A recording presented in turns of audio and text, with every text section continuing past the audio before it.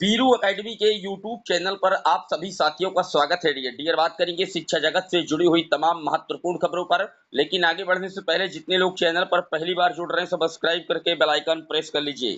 Dear आपकी screen पर पहली अपडेट आप देख सकते हैं। शिक्षकों की डिजिटल हाजिरी पर रोक लगा दी गई है। राज्य सरकार ने शिक्षकों के लिए डिजिटल हाजिरी की अनिवार्यता को अग्रिम आदेशों तक स्थगित कर दिया है। साथ ही उनकी समस्याओं व सुझावों को सुनने के लिए एक विशेषज्ञ कमेटी गठित करने का निर्णय लिया है। यह कमेटी शिक्षा के सभी आयामों पर विचार कर सुधार के लिए सुझाव देगी। तो आप देख सकते हैं शिक्षकों का जो लगातार बहिष्कार था वो आखिरकार रंग लाया और मुख्यमंत्री योगी आदित्यनाथ जी ने फिलहाल डिजिटल शिक्षकों की जो अटेंडेंस थी, हाजिरी थी, उस पर रोक लगा दी है। लेकिन अगर बात की जाए शिक्षकों की तो उनका जो संघ संगठन है वो कह रहा है कि हाजिरी स्थगित ना हो बल्कि पूरी तरीके से जो आदेश है वो निरस्त किया जाए। लेकिन फिलहाल जो मामला है वो स्थगित कर दिया गया है, अभी निरस्त नहीं किया गया है सिस्टम को, लेकिन पूरी तरीके से फिलहाल अंतरिम आदेश तक अभी जो डिजिटल हाजिरी का कार्यक्रम है उसको स्थगित कर दिया गया है। डियर बात कर लेते हैं अगली अपडेट की। अगली अपडेट आप देख सकते हैं तीसरे चरण की शिक्षक नियुक्ति परीक्षा में बदलाव, रिजल्ट नॉर्मलाइजेशन के आधार पर जारी होगा। बीपीएससी शिक्षक भर्ती परीक्षा में प्रश्न पत्रों पर रंगीन कोडिंग होगी। 19 से 22 जुलाई को होनी है परीक्षा। 404 केंद्रों पर होगा आयोजन। पहले 5 मार्च को हुई थी परीक्षा, पेपर लीक पर इसे रद्द कर दिया गया था। नॉर्मलाइजेशन आप जानते हैं कि पेपर कितना कठिन था, इसका स्तर नॉर्मलाइजेशन सिस्टम से तय होता है और अंक निर्धारित किए जाते हैं। तो नॉर्मलाइजेशन को लागू किया गया है बिहार के बीपीएससी की इस शिक्षक भर्ती में, और जो कोडिंग का बदलाव है एक बड़ा बदलाव किया गया है। डियर बात कर लेते हैं अगली अपडेट की। अगली अपडेट आप देख सकते हैं टीआरई 3 के प्रश्न पत्र कई सेट में होंगे तैयार, कलर कोड से इसकी पहचान की जा सकेगी। यानी कि एक ही जिले में जो पेपर होगा वो कई कोड में होगा, कई सेट्स में होगा, उसके प्रश्न जो है वो अलग अलग होंगे।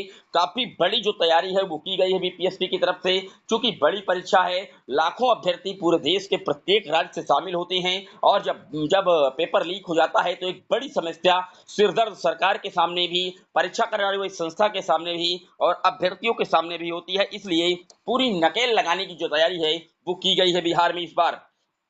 बात कर लेते हैं अगली अपडेट की। अगली अपडेट उत्तर प्रदेश के टीईटी एग्जाम से जुड़ी है। यहां पर टीईटी पेपर लीक में मुख्य जो आरोपित शिक्षक है वो गिरफ्तार कर लिया गया है। वर्ष 2021 में टीईटी पेपर लीक के मुख्य आरोपित प्रभात को क्राइम ब्रांच की टीम ने मंगलवार को भरवारी से गिरफ्तार कर लिया। वह इस समय बाराबंकी के सोहवर स्थित प्राथमिक विद्यालय में शिक्षक के पद पर तैनात है।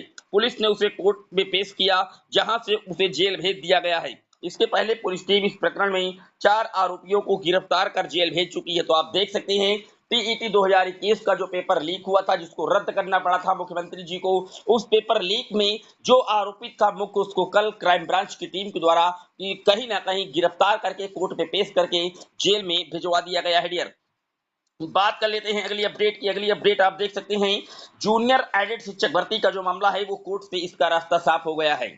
अब शासन में केवल फंसी है भर्ती। 6 सितंबर 2022 को आया था 1894 पदों की भर्ती का संशोधित परिणाम और लगभग 3 साल का समय होने को जा रहा है और अभी तक जो भर्ती है वो कंप्लीट नहीं हो पाई है। एडेड जूनियर हाई स्कूल में प्रधान अध्यापक एवं सहायक अध्यापक की 1894 पदों की भर्ती पहली बनी हुई है। मार्च 2021 के विज्ञापन पर 17 अक्टूबर 2021 को परीक्षा कराए जाने के बावजूद भर्ती आज तक पूरी नहीं हो पाई है। परीक्षा में सफल कुल 43,610 अभ्यर्थी मेरिट तय नहीं होने से अटके हुए हैं। मामले पर याचिका हाईकोर्ट में निस्तारित हो जाने के बावजूद नियुक्ति प्रक्रिया शुरू नहीं की जा रही है। अभ्यर्थी मेरिट सूची तैयार कर नियुक्ति दी जाने की मांग लेकर के कहीं ना कहीं लगातार जो दबाव है शासन पर वो कर रहे हैं, परिक्रमा शासन की कर रहे हैं, लेकिन अभी तक फिलहाल पूरी तरीके से जो हरी झंडी है शासन की वो नहीं मिल पाई है। डियर बात कर लेते हैं अगली अपडेट की। अगली अपडेट 2558 ग्रामीण डाक सेवक होंगे नियुक्त। 6 से 8 अगस्त तक त्रुटियों का सुधार कर सकेंगे। 10वीं पास कर सकते हैं आवेदन। पटना से प्रकाशित न्यूज है। डाक विभाग की ओर से बिहार डाक सर्किल में ग्रामीण डाक सेवकों के 2558 पदों के लिए रिक्तियां निकाली गई हैं। ये रिक्तियां जीडीएस के 3 वर्गों के लिए निकाली गई हैं। Post master, assistant branch post master और डाक सेवक का पद शामिल है।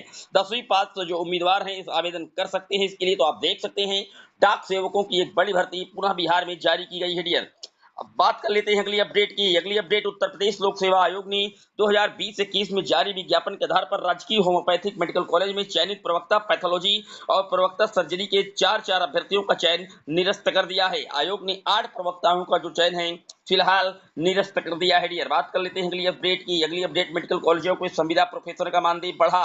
लखनऊ मेडिकल कॉलेज में संविदा पर कार्य कर रहे चिकित्सा शिक्षकों के लिए अच्छी खबर है। प्रदेश सरकार ने चिकित्सा विभाग के मानदेय बढ़ोतरी के प्रस्ताव को मंजूरी दे दी है। यह प्रस्ताव मंगलवार को कैबिनेट वाइस सर्कुलेशन को भेजे गए प्रस्तावों में शामिल है। तो आप देख सकते हैं 2.20 लाख रुपए तक होगा मानदेय और मेडिकल कॉलेजों के जो संविदा में प्रोफेसर हैं उनका मानदेय इंक्रीज किया गया है। डियर सरकार का एक बड़ा फैसला लिया गया है। बात कर लेते हैं अगली अपडेट की। पुरानी पेंशन बहाली के लिए दिखाई एकजुटता। राज्य कर्मचारी संयुक्त परिषद उत्तर प्रदेश के तहत कर्मचारियों ने पुरानी पेंशन बहाली के लिए एकजुटता दिखाई है। हजरतगंज स्थित कर्मचारी नेता स्वर्गीय बीएन सिंह की प्रतिमा स्थल पर पहुंचकर जनसभा की। परिषद के वरिष्ठ पदाधिकारियों ने प्रधानमंत्री, वित्त मंत्री, मुख्यमंत्री के नाम संबोधित ज्ञापन एसीपी हजरतगंज अरविंद वर्मा को सौंपा है। तो आप देख सकते हैं पुरानी पेंशन की बहाली को लेकर के जो लगातार कर्मचारी हैं, जो संगठन है, वो बैनर तले आकर के एक बड़ा जो विरोध प्रदर्शन से कर रहे हैं। डियर देखने वाली बात यह होगी कि क्या सरकार पुरानी पेंशन बहाली को लेकर के आश्वस्त करती है। चूंकि लोकसभा चुनाव में सरकार को निश्चित तौर पर इसका नुकसान हुआ है और आने वाले उत्तर प्रदेश के विधानसभा चुनाव में सरकार बखूबी जानती है कि किस तरीके से पुरानी पेंशन हो या रोजगार का मुद्दा हो, इसको किस तरीके से समाप्त करके कहीं ना कहीं वोट बैंक को बढ़ाना होगा। ये था डियर शिक्षा जगत से जुड़ा हुआ दैनिक वीडियो। कैसा लगा कमेंट जरूर करिएगा। चैनल पर जितने लोग पहली बार जुड़ रहे हैं सब्सक्राइब कर लीजिएगा। फिर मिलेंगे एक और वीडियो में, तब तक के लिए जय हिंद, जय भारत।